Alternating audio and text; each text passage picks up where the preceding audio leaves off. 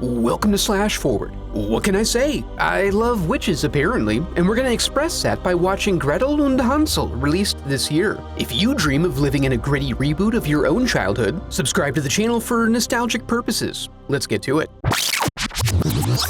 We open with some voiceover narration from an elderly lady telling us a story about a beautiful little baby with a pink hat. Yeah, she was pretty, but deemed ill in the head, so her parents took her to an enchantress, who pulled some turds out of her face and sent her back home. The child now had second sight, so that's good, but she used it to tell everyone how they would die. And that's bad. It's also bad that she undertook efforts to help those foretellings of death come true, as she became awash in the darkness. After killing her sword-swallowing father, they decided to make the woods her new home now, and she was forced to find her own entertainment, luring children to play with her in the pit of despair. Then we open again on a narration, this time by a young woman, talking about when she first heard the story of the beautiful child in the pink hat. While we are thankful for this information, it's not totally clear how it relates to Gretel taking a short journey to inquire about a housekeeping job, while dragging along her little brother Hansel. We find the master of the estate to be a man of great means and a nearly unending wellspring of perverted energy. He helps Gretel learn the proper etiquette required of the position. Yes, my lord.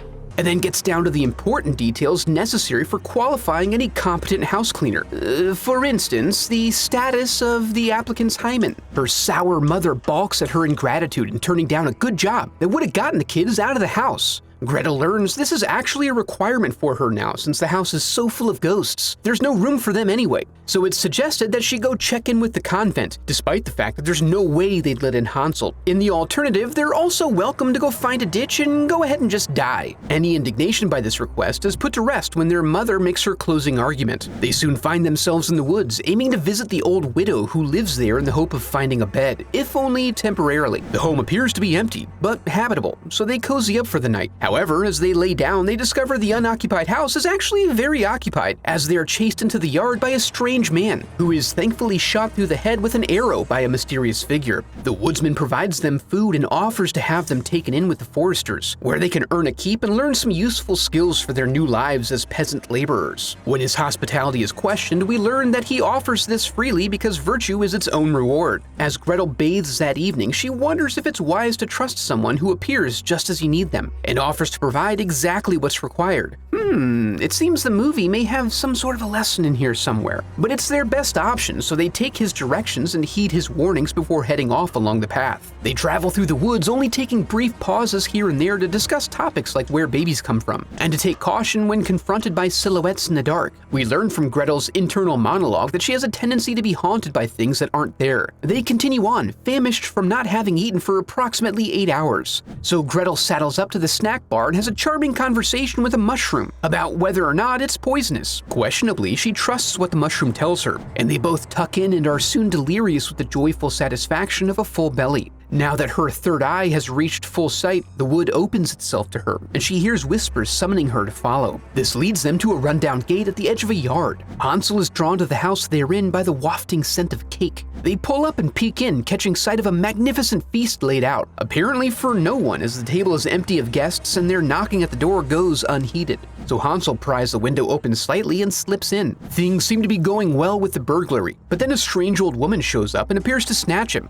Gretel finds a rock that she can barely lift, but still manages to throw it 20 feet. Despite this effort, the house proves to be impervious to her attempts to damage it. As an alternative, she prepares to burn down the whole forest, but the mistress reveals 'twas all a misunderstanding, as Hansel is fine, and Gretel is invited in. Inside, they engage in a nice mukbang and have a break. The lady checks them for lice and deems them clean enough to rest their heads, but they don't intend to stay long. However, they're too hungry to stop and end up eating until they can't move, which forces them to bed. While asleep, Gretel dreams of children being killed and eaten by their mother, so she has a pretty restful evening. She then wakes up to find a breakfast feast now, putting them at risk of getting stuck within a vicious cycle of gorging and being unable to leave. To help counteract this, she offers to help with some of the housework to pay their debt while they're there, and hopefully give her a chance to walk off some of the meat sweats. As a first step, the lady offers to teach some basics of forestry to Hansel. They start out near a shed that Hansel finds alluring, and she teaches him how to sharpen a blade while enjoying his musk. Inside, Gretel examines some artifacts when the old lady offers to show her a book on herbology that's full of recipes for various tinctures, and they start with a disgusting remedy for her sneezing. Meanwhile, outside, Hansel proves to be an incredibly incompetent axeman, either missing the tree entirely or blowing out his rotator cuff when he strikes it. They while away the evening playing chess. The lady predicts an incoming storm and endears herself to Gretel by referencing the mystique of her budding womanhood.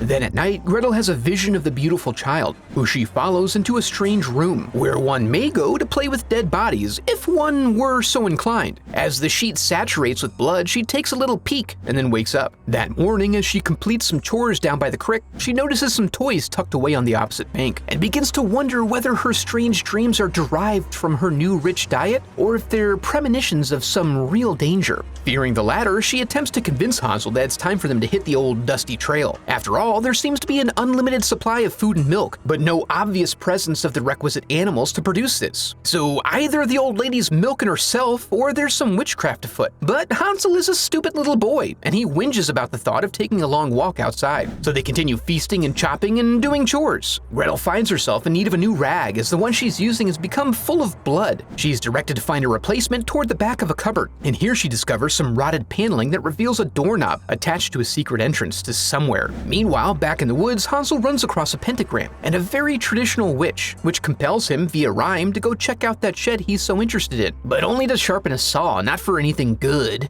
During casual conversation, the lady asks Gretel about her dreams. She indicates a desire to paint her and Gretel as two peas in a pod, in the hope that she can help cultivate and expand on Gretel's burgeoning mind powers. To that end, she offers up a calming salve, which contains a hint of eucalyptus that she finds delightful. After getting gooed up, she's encouraged to command the stick to do things. It awaits its master. So she can become the master of the stick. While Hansel sits around in a fugue state sharpening the saw teeth, Gretel wanders out with her slimy hands and finds that nature now freely bends itself to her will. This results in a sort of reversal of desire as Hansel now finds himself exhausted with the constant eating, but Gretel compels him to continue to stuff himself and explore what strange delights are available to him. Fearful of this new reckless attitude, Hansel now has a moment of clarity in which he flips one of Gretel's life philosophies upon her, pointing out that every gift comes with a price, and the price for her new power is so far undefined. Upset by her brother wielding facts and logic against her, she shows him the way out and leaves him in the woods where he soon disappears. She wakes up later hoping that this episode was just a dream, but after an accounting of the living quarters is completed, she confirms he is truly missing. She discusses this with the lady and suggests that Hansel is too young to be off on his own, so she has to embark on a thorough search of the area bright and early in the morning. As a result, she requests a sleeping potion to ensure a restful night's sleep, but we learn this is just a ruse as she suspects the woman of being complicit in his disappearance, as we later see her barf up the potion into her chamber pot and then explore the room behind the secret cupboard door. When she enters it, she finds the room from her dreams, and Hansel is there, chilling in the corner. He doesn't notice her presence, and she is quickly distracted by an outpouring of thick blood onto the floor, from which a young witch is conjured. Gretel then gets a backstage pass to the food prep situation as the witch picks some of the choicest pieces of baby to lay out in a pleasing arrangement that she then transmutes into the daily feast they enjoy. Gretel then wakes up convinced now that her dreams are filled with truth, and determined to play dumb in the witch's presence until she can think of a way to outsmart her. When she's left alone, Gretel pores over the book, hoping to find a refreshing beverage she may be able to serve up so as to secure her escape. Later on, they have a conversation about power and vulnerabilities. Here we find the witch learned a little lesson from the dread pirate Robinson, as she slowly acclimated herself over time to various poisons to ensure that none of them could be used in her downfall. Then, just to drive the point home, she munches on a little biscuit to go with her poisoned tea, and pulls out a disgusting hair without even flinching. Since the jig is up, Gretel just outwardly asks that Hansel be freed, but the witch refuses because he is Gretel's poison, you see, and you can't take your brother in small doses. She then reveals that both ladies have the same magic as the beautiful child with the pink cap, and that she was actually her mother. After discarding her child to the darkness, she found herself welcoming it, and ultimately ate a bunch of children to manifest her powers. She recounts the many victims as they return to the dining room to prepare to feast upon Hansel. Gretel vows to free him, but finds herself short on time as he is actively escorted to the roasting station.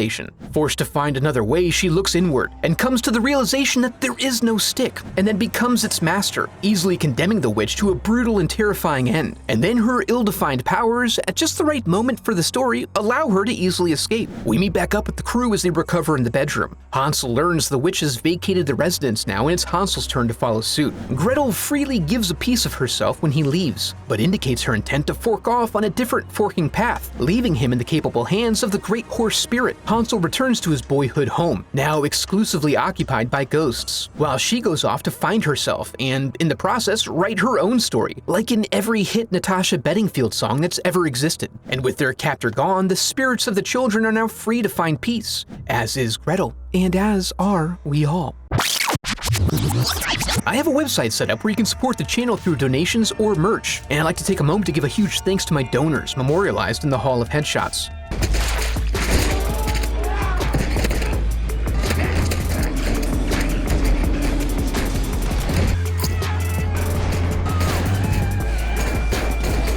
Well, I sure can't wait for the continuation of this story in what will clearly be a rich tapestry of a fairy tale universe. I honestly don't mind this rendition of these stories. I think it generally serves a film better to create a self-contained story with possibilities for spin-offs, rather than going in trying to create something that's clearly intended to set up a larger cinematic universe. Because if it fails, you're left with a partial movie forever. If you enjoyed the video, I'd love for you to become a part of the channel by subscribing. Thanks for watching.